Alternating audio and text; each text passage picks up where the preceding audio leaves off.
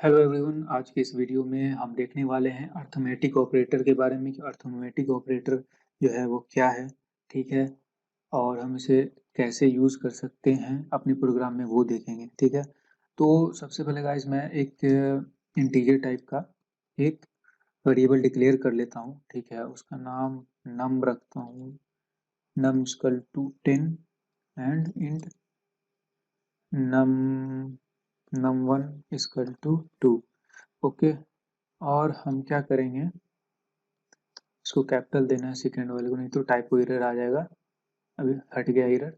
तो अब हम इसको क्या करने वाले हैं, अर्थमेटिक ऑपरेटर में गाइस कुछ ऑपरेटर्स होते हैं, जैसे मैं नीचे में लिख दे रहा हूँ कमेंट करके। सबसे पहला ये प्लस एडिशन, ठीक है, एडिशन, ओके। और यहाँ पे ये जो माइनस होता है, सब्सट्रैक्शन आ गया। और मल्टीप्लिकेशन, मल्टीप्लिकेशन और डिवीजन,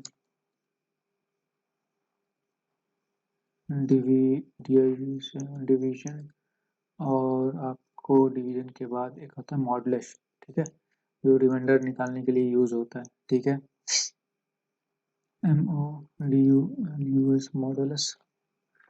ये 5 बेसिक ऑपरेटर्स है जो कि हम लोग प्रोग्राम में जनरली यूज करते हैं सबसे ज़्यादा।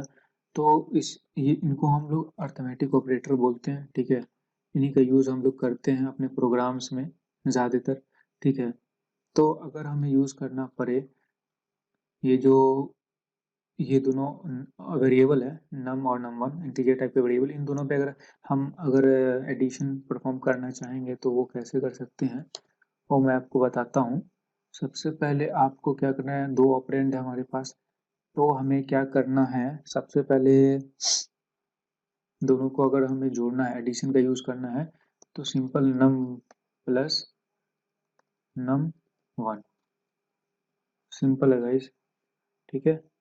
सॉरी, num1 कैपिटल ओ होता है यहाँ पे। तो हो गया। अब मैं इसे अगर यहाँ पे प्रिंट करना चाहूँ, देखता हूँ क्या आता है कंसोल में। हाँ, देखो गाइस, देखो 10 प्लस टू 12, यहाँ पे 12 आ गया, ठीक है। मैं इसे काम करता हूँ कि यहाँ पे, सॉरी, हाँ, ये ऐसे हो गया। और मैं क्या, ADDITN एडिशन, और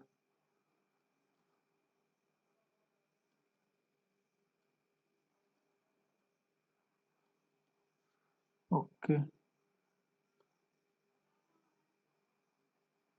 नहीं ये ऐसे वर्क नहीं कर रहा है। मैं क्या करता हूँ, एक सेकेंड,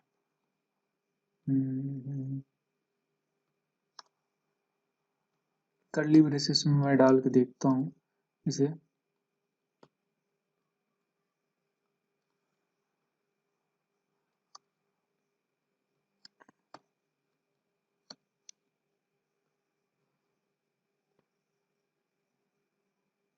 एडिशन 12, देख लो गाइस, ये वर्क कर गया। ये कर्ली ब्रेसेस में क्यों डाला हूँ वो मैं आपको बताता हूँ। देखो, ये जो डॉलर साइन है और एक साथ, अगर ये जो डॉलर साइन है इसको अगर यूज करना है, स्ट्रिंग इंटरपोलेशन, एक साथ दो वेरिएबल यूज करना है, तो आप क्या करो कि कर्ली ब्रेसेस के अंदर वो दोनों वेरिएबल को डाल दो और उसके अंदर जो भी ऑपरेशन है वो कर्ली ब्रेसेस के अंदर ही होगा, और उसके बाहर आप डॉलर साइन उसे लगा दो, तो ये आपका वर्क करने लग जाएगा, ठीक है। क्योंकि आप ये देखो यहाँ पे सिंगल कोट लगा हुआ है, यानी कि स्ट्रिंग के अंदर काम कर रहे हो तो स्ट्रिंग इंटरपोलेशन जरूरी है। अगर आपको वेरिएबल पे वर्क करना है, प्रोसेस करना है, तो स्ट्रिंग इंटरपोलेशन करना ही पड़ेगा, ठीक है। तो ये हो गया, ठीक है। तो अगर हम सब्सट्रैक्शन करते हैं, ओके, तो सब्सट्रैक्शन, और हमें यहाँ पे करना है कर्ली ब्रेसेस। कर्ली ब्रेसेस के अंदर हमें क्या करना है, नम माइनस num1, ठीक है। अब अगर मैं प्रिंट करता हूँ तो क्या होता है, देखो, सब्सट्रैक्शन 8 ये आ गया, ये ऊपर एडिशन है, सब्सट्रैक्शन 8 आ गया, ठीक है। और इसके बाद अगर मैं, क्या था, सब्ट्रैक्शन के बाद यहाँ पे मल्टीप्लिकेशन था। तो अगर मैं मल्टीप्लिकेशन पे काम करता हूँ तो कैसे वर्क करेगा वो देखते हैं, ठीक है। मल्टीप्लिकेशन पे गाइस सिंपल नम मल्टीप्लाई num1 ये n small lower case, okay ये वर्क कर गया। 20 हो गया, 10 इंटू 2 इक्वल टू 20, ओके। और हमें एक और चीज़ करना है, यहाँ पे मल्टीप्लिकेशन के बाद था डिवीजन, ओके। आप डिवाइड सेम है, कुछ चेंजिंग नहीं होगा, सेम प्रोसेस आपको अप्लाई करना है, ठीक है। डिवीजन में भी कुछ ज़्यादा एक्स्ट्रा नहीं है, सेम आपको बस नम और यहाँ पे डिवीजन का सिंबल और num1, डेट्स इट, कंप्लीटेड। और एक है मॉडुलस, वो भी बताता हूँ मैं। देखो यहाँ पे 5.0 आ गया, ठीक है, 5.0, क्योंकि डिवीजन हमेशा आपको मालूम ही है कि फ्लोटिंग पॉइंट में होता है, उसका आंसर आता है, तो इसलिए 5.0 है, ठीक है। और प्रिंट, अब यहाँ पे मॉडुलस, ठीक है। अब ये क्या है भाई, ये यहाँ पे ऐसे डाल के, ये देखो नम, अब मॉडुलस यानी कि रिमाइंडर, ठीक है। तो अब मॉडुलस क्या निकलेगा, मॉडुलस 0 यहाँ पे आएगा। 2 को अगर 10 से अगर डिवाइड करते हो तो मॉडुलस कितना आता है, 0 आता है, सिंपल। तो यहाँ पे num1 देखो गाइस 0 आना चाहिए, और आई थिंक 0 ही आएगा। मॉडुलस, सॉरी मॉडुलस साइन मैंने यूज नहीं किया यहाँ पे, मैंने कुछ और डिवीजन ही यूज कर दिया था। अब ये मॉडुलस निकलेगा, 0 आएगा, देखो मॉडुलस 0 आ गया। तो ये हमारा टोटल अर्थमेटिक जो है बेसिक 5 ऑपरेटर ये है, ठीक है।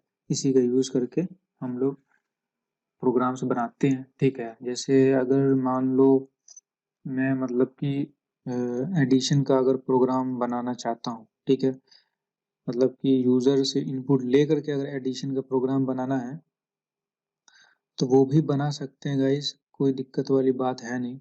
लेकिन उसके लिए थोड़ा सा आपको आइटरेशन, मतलब कि कंडीशनल स्टेटमेंट जो होता है, इफ एल्स वगैरह हो गया, आइटरेशन हो गया, तो उसका मतलब यूज करने आना चाहिए। तो वो अगर हम कर लेते हैं उसके बाद हम पूरी तरीके से इनपुट लेना, इंटीजर इनपुट लेना भी सीखेंगे। स्ट्रिंग इनपुट लेना तो मैंने आपको सिखा दिया था, स्ट्रिंग इनपुट कैसे लेते हैं। वो stdin.read लाइन साइन, वो जो है फंक्शन स्टेटमेंट वगैरह, उसका यूज करके हम लोग स्ट्रिंग में इनपुट लेते हैं। डार्ट के अंदर स्ट्रिंग में इनपुट लेना अलग चीज होता है, और डार्ट में इंटीजर और डबल में इनपुट लेना, यूजर इनपुट, वो चीज अलग होता है। आप सिर्फ एक जो होता है ऑब्जेक्ट से दोनों चीज नहीं कर सकते, ठीक है, दोनों अलग अलग चीजें हैं। तो वो हम सीखेंगे, कोई दिक्कत वाली बात नहीं है। अभी हमारा बेसिक जो हो रहा है, बेसिक अभी हम लोग कर रहे हैं, ठीक है। तो बस इन सब चीज़ों में बस इतना ही हम लोग सीखेंगे। अगर असाइनमेंट ऑपरेटर की यहाँ पे बात हो कि असाइनमेंट में हम लोग क्या क्या करने वाले हैं, तो गाइस सिंपल असाइनमेंट ऑपरेटर का काम क्या होता है, काम ये होता है, ये जो असाइनमेंट वाला साइन देख रहे हो ना, इक्वल टू, ये ये इक्वल है, ठीक है। इक्वल इक्वल टू का मतलब कुछ और होता है, वो भी मैं बताऊंगा, रिलेशनल ऑपरेटर के अंदर आता है। तो ये होता है असाइनमेंट ऑपरेटर, ठीक है। यानी कि इसका काम होता है कि किसी भी वैल्यू, ये जो वैल्यू है, ये जो ऑपरेंड है, वैल्यू है, इसको इस नंबर वेरिएबल, इंटीजर टाइप का नंबर वेरिएबल में असाइन कर देना, ये होता है असाइनमेंट ऑपरेटर का काम। और इसका एक अगर मैं नॉर्मल प्रोग्राम बना के आपको बताना चाहूँ, तो मान लो मैं एक प्रोग्राम बनाता हूँ नंबर को स्वाइप करने का, ठीक है। वो कैसे होगा वो मैं आपको अभी बनाता हूँ, ठीक है। मान लो एक प्रोग्राम मैंने बनाया, वो प्रोग्राम का काम क्या है कि इंट, ये दो नंबर है ना, 10 और 2, मैं स्वाइप कर दूंगा, ठीक है। यानी कि नंबर में जो 10 रखा हुआ है वैल्यू, उसको मैं नम 1 में डाल दूंगा, और नम 1 का जो वैल्यू है 2, उसको नम में डाल दूंगा। तो उसके लिए हमें क्या करना पड़ेगा इस, कुछ नहीं करना है, हमें एक और वेरिएबल का ज़रूरत यहाँ पे पड़ेगा, ठीक है। बिना वेरिएबल का भी कर सकते हैं, लेकिन मैं यहाँ पे एक वेरिएबल ले लेता हूँ, ठीक है, डेमो करके एक वेरिएबल ले लेता हूँ और इसे यहाँ पे डाल देता हूँ, ठीक है। अब हमें क्या करना है, कुछ नहीं करना है, बस हम देखो कैसे मैं प्रोग्राम बनाता हूँ, ठीक है। तो सबसे पहले हमें डेमो को, आप जिससे चाहे उससे उस चीज़ मतलब उस वेरिएबल से शुरू कर सकते हैं। तो मैं सबसे पहले क्या करूँगा, ये जो डेमो है ना, नम के अंदर 10 है, ठीक है? तो मैं क्या करूँगा, नम वाला जो पार्ट है उसको डेमो में डाल दूँगा, यानी कि 10 को मैंने अब यहाँ पे डेमो में 10 है, ठीक है? डेमो में 10 है और अब इसके नीचे अगर मैं करना अरे यार सॉरी, इसको मैं नीचे हाँ, हो गया। नम में आप डेमो नम का आप डेमो में चला गया। अब हम क्या करेंगे, नम तो हमारा खाली है, ठीक है? नम में मतलब कि 10 है, यानी कि नम का वैल्यू आप डेमो में चला गया, लेकिन नम में अभी भी 10 है। तो जब हम किसी वेरिएबल का वैल्यू एक वेरिएबल से दूसरे वेरिएबल में ट्रांसफर करते हैं, तो वैल्यू आपका उस ओल्ड वेरिएबल में रहता है। जैसे ओल्ड वेरिएबल यहाँ पे नम है, इसमें यहाँ पे ये वैल्यू होगा, लेकिन इसमें भी चला गया। तो अगर हम इसमें दूसरा कोई वैल्यू डालते हैं तो पुराना वैल्यू डिलीट होके ओवरराइड होके नया वैल्यू आ जाएगा, ठीक है?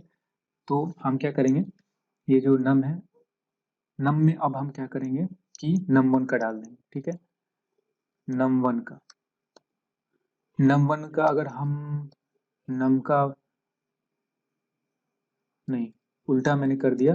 नम जो है, नम में अब हम क्या डालेंगे, num1 का, ठीक है? num1 का, समझ रहे हो? यानी कि जिसका वैल्यू डालना है वो राइट हैंड साइड में होगा, यानी कि नम का वैल्यू हमें डालना है, किस में डालना है, नम में डालना है, ठीक है? num1 का वैल्यू हमें डालना है तो यह राइट साइड में है, और नम में डालना है इसलिए ये लेफ्ट साइड में, ठीक है? नम में डालना है इसलिए लेफ्ट साइड में। तो हम क्या करेंगे, अब देखो, सबसे पहले हम नम का वैल्यू डाल रहे थे किसमें, डेमो में। तो डेमो हमारा खाली था, ठीक है? डेमो को बाय डिफॉल्ट आप 0 कर दो, बाय डिफॉल्ट ये 0 था, इसमें कुछ नहीं था। तो नम का वैल्यू 10 हमने इसमें डाल दिया, ठीक है? अब ये खाली है, अब इसमें हम कुछ भी डाल सकते हैं। तो हमने num1 का जो वैल्यू था, ये 2 वाला वैल्यू, उसे हमने नम में डाल दिया, ठीक है? तो अब क्या है कि हमारा यहाँ पे स्टेटस ये है कि डेमो में 10 है, नम में क्या है हमारा 2 है, ठीक है? और num1 खाली है। तो अब हम क्या करेंगे, ये डेमो वाला जो वैल्यू था 10, इसको num1 में डाल देंगे तो वैल्यू स्वाइप हो जाएगा, सिंपल, ठीक है? तो हम क्या करेंगे, num1 इक्वल टू डेमो, सिंपल। और ये हो गया। अगर अब हम प्रिंट करते हैं, ठीक है? अब हम प्रिंट करते हैं स्वैपिंग, सॉरी, यहाँ पे S W swapping, swap of two, swap of क्या लिखा हुआ है, num, swap of num equal to, अब यहाँ पे नम डाल देते हैं, एंड num1 इक्वल टू num1, ओके, ये हमने डाल दिया, ठीक है? अब ये जो डाल दिया हमने, अब इसे हम प्रिंट करते हैं। देखो गाइस क्या आता है, देख लिया? अब यहाँ से बताता हूँ मैं क्या है, क्या हुआ क्या, ठीक है? देखो, ये जो है इंट num10, ठीक है? पहले नम में 10 था, लेकिन आफ्टर स्वैपिंग, ठीक है, स्वैप करने के बाद ये जो नम है उसमें 2 आ गया है और num1 में 10 आ गया। पहले से num1 में क्या था, 2 था, यानी कि इसका वैल्यू इसमें चला गया है नम में, और नम का वैल्यू इसमें आ गया num1 में। इस तरीके से आप गाइस कर सकते हो, सारा कुछ आप कर सकते हो, बहुत ही ईजी है। हम ऐसे ऐसे बहुत सारा प्रोग्राम बनाना सीखेंगे, समझे? सबसे पहले हम बेसिक कॉन्सेप्ट्स की ओर देखेंगे कि कैसे हम बेसिक कॉन्सेप्ट्स को ओवरकम करते हैं, उसके बाद फिर बाकी सारी चीज़ें हम डिटेल में आपको छोटे छोटे पार्ट्स में वीडियोस में आपको बनाना सिखाएंगे, सारा कुछ बताएंगे, ओके? तब तक के लिए take care, bye bye, thank you.